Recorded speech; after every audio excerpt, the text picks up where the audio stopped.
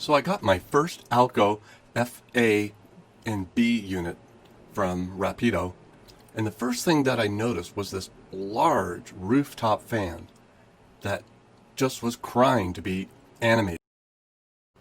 I knew I wouldn't be able to put it into the A unit, but I thought I might be able to squeeze it into the B unit.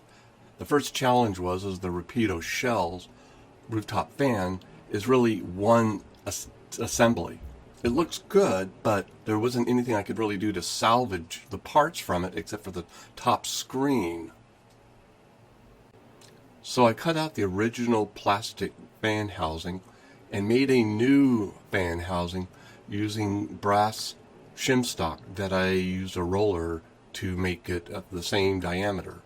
And then I glued it all into place.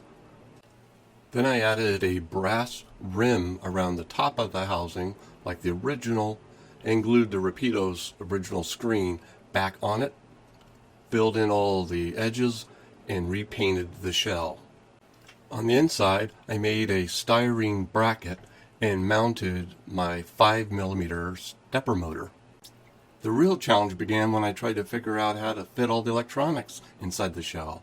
I had to have the decoder, an Adriano Nano, and the power supply to run the Arduino, as well as providing the electrical interface with the decoder. I wound up making a circuit that I could put on the very rear wall of the shell with the same contour of the shell.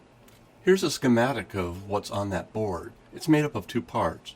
One is a power supply that converts the DCC rail voltage into a regulated 5-volt supply for the Arduino, and the second part is an optical coupler that's used to communicate between the Loksound's auxiliary light output that I map to go on and on when the fan is turned, and to the Arduino to tell it to start the fan or stop the fan.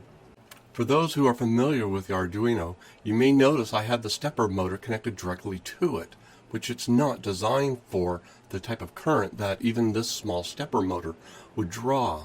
The trick I had is that I actually run the stepper motor at a very high frequency and never go to a steady state, which would cause the Arduino to fail.